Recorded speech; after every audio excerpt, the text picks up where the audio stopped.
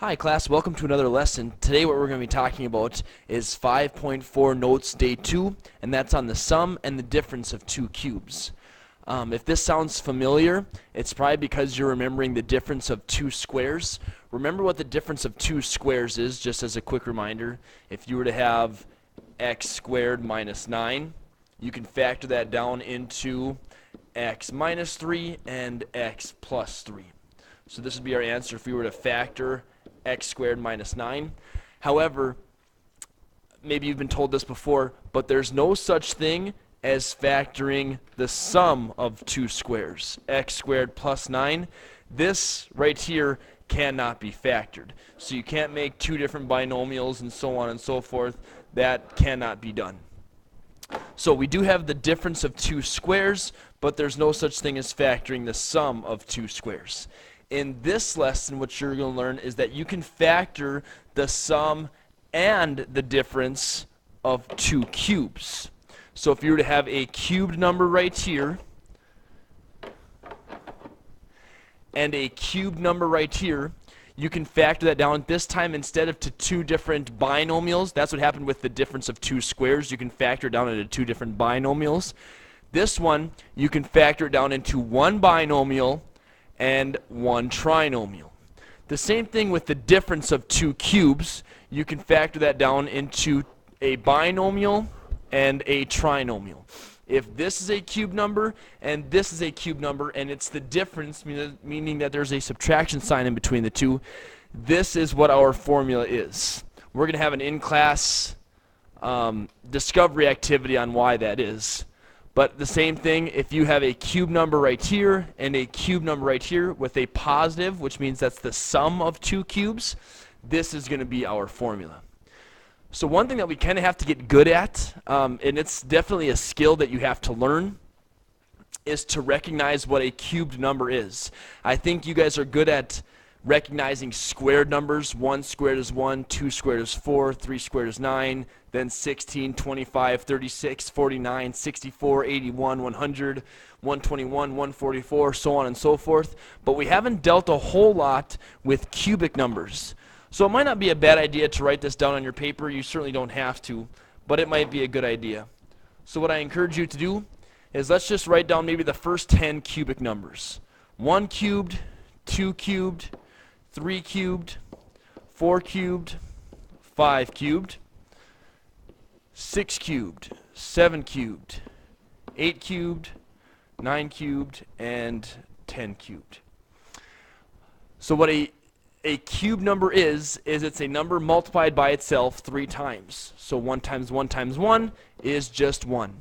2 times 2 times 2 is the number 8. 3 cubed, 27. 4 cubed, 64. 5 cubed is 125. Once again, I'm getting these numbers by multiplying the number by itself 3 times. So for 6 cubed, 6 times 6 times 6 is 216. 7 cubed, 7 times 7 times 7 is 343. 8 cubed, 512. 9 cubed, 729.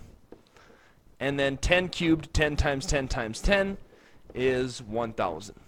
So if you have those 10, at least being able to recognize them, I mean, you might not be able to tell me that 8 cubed is 512, but hopefully you can get to the point where you see 512 and think, oh, that's a significant number. What relationship is that again? And then you can maybe test on your calculator 8 times 8 times 8. There it is, 512.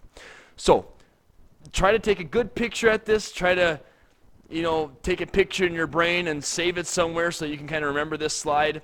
Try to remember these numbers at least to be able to recognize them so that you could see that they're significant.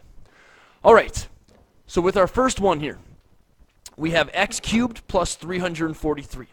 So as you're looking at this one, you see that it's 2 terms. So what I told you in 5.4 day 1 is that when you see 2 terms, you should think of the difference of 2 squares. Is this one the difference of 2 squares? Obviously not. It's not the difference because there is a adding sign in between, so it's the sum. And what is it the sum of? It's the sum of 2 cubes. This is a cubed number. And this is a cubed number.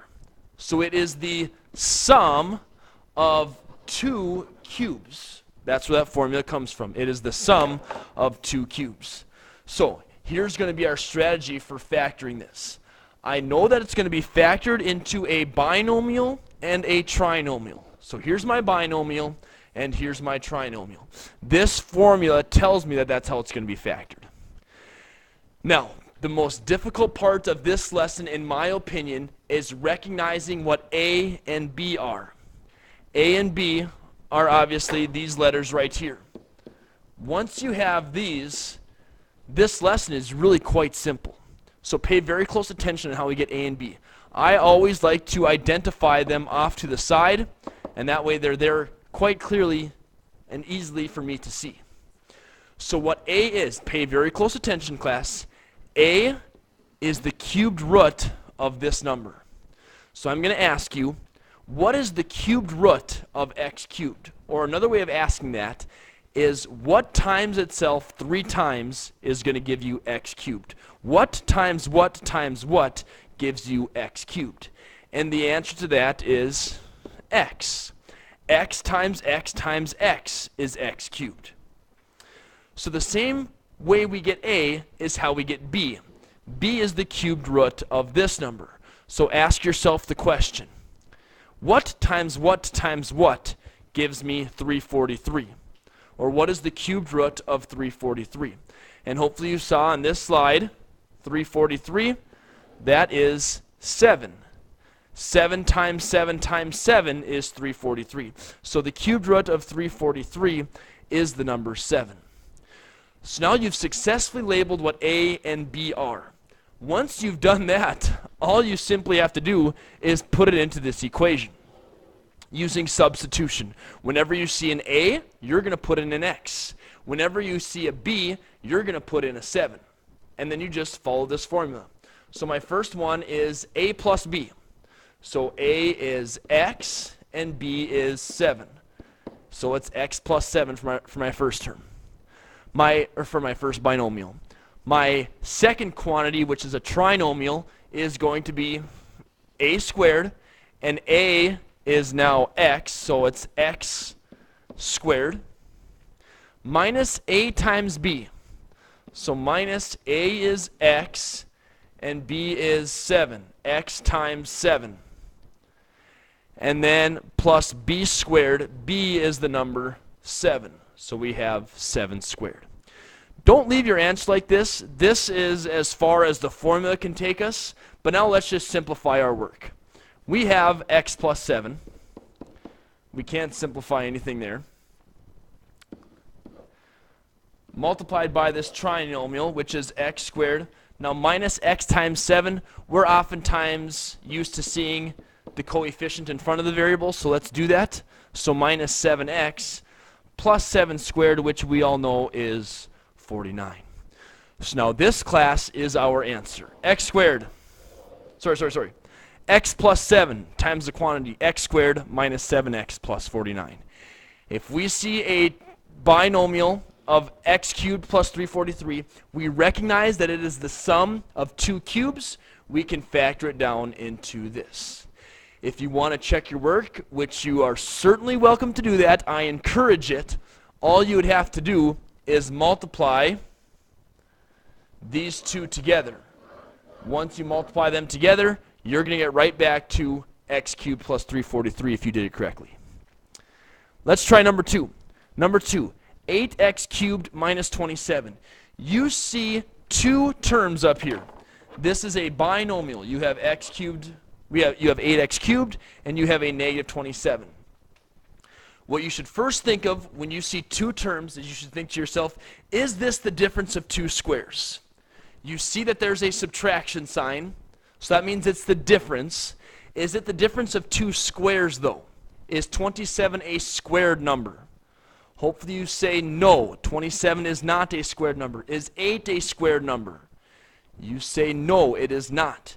So once you've ruled out that it's not the difference of two squares, think to yourself, is it the difference of two cubes?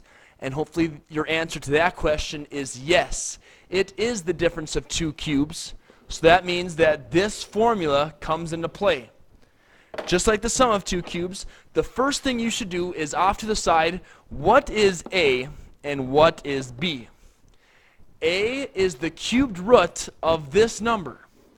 A is the cubed root of that first term. So I ask you this question.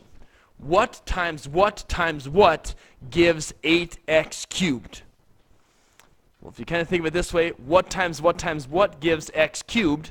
That's x. X times x gives x cubed. And then what times what gives this 8 right here? 2 times 2 times 2 is 8.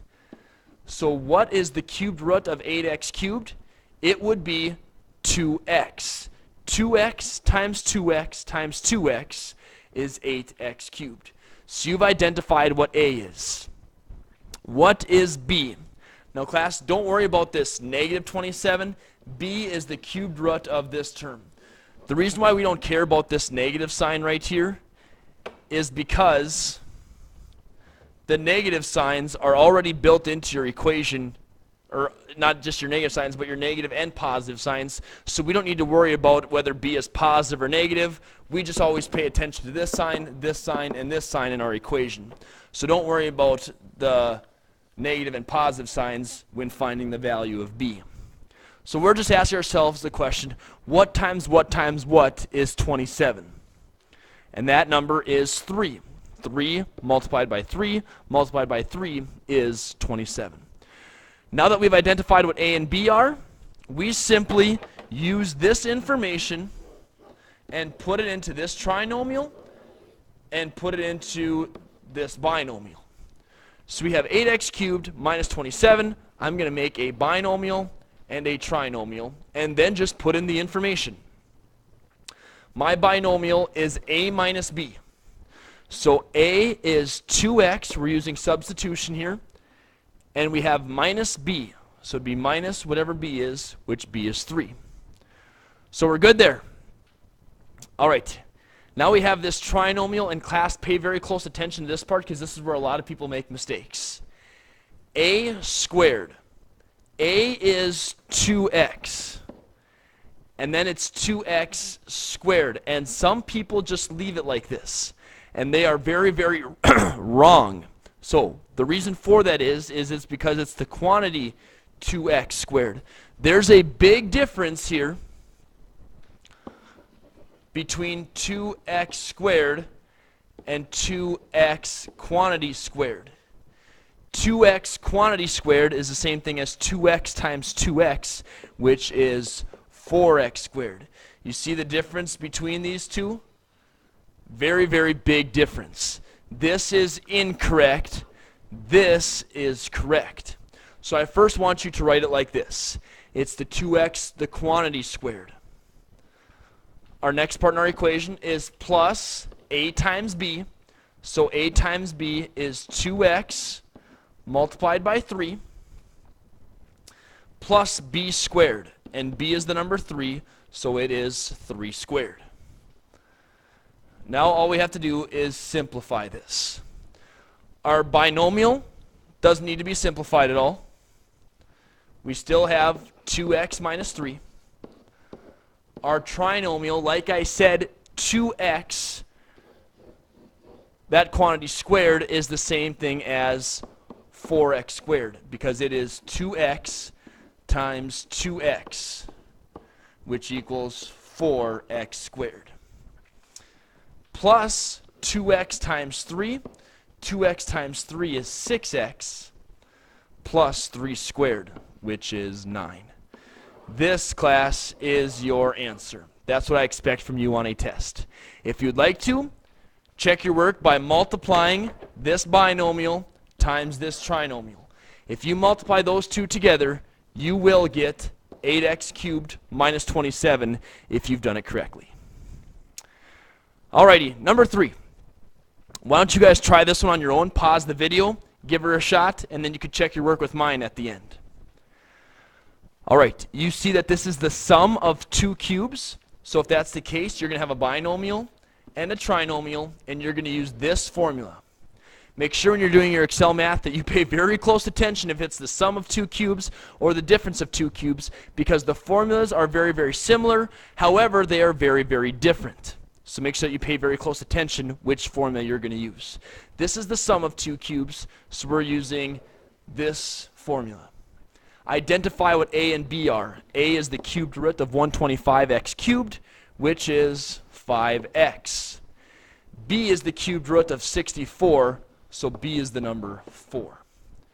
Once you've identified a and b, let's just put it into our equation, or our formula rather. A plus b, 5x plus 4, times this trinomial of a squared, which is 5x squared, minus a times b, which is 5x times 4, plus b squared, which is 4 squared.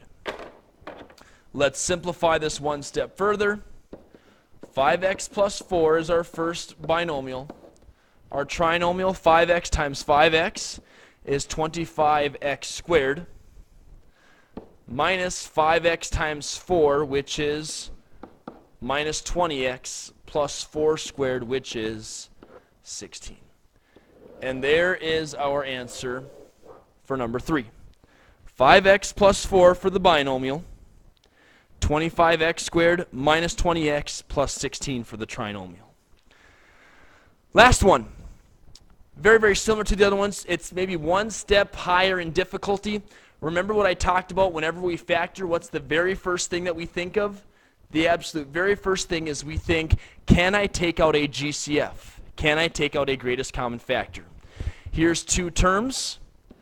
I see that 5 and 40 both have a common factor of 5 in them. And then I have an x right here and an x right here. So I can take out a 5x. And what am I left with? After I take a 5x out of the first term, I'm left with y cubed. And after I take out a 5x out of the second term, I'm left with a negative 8.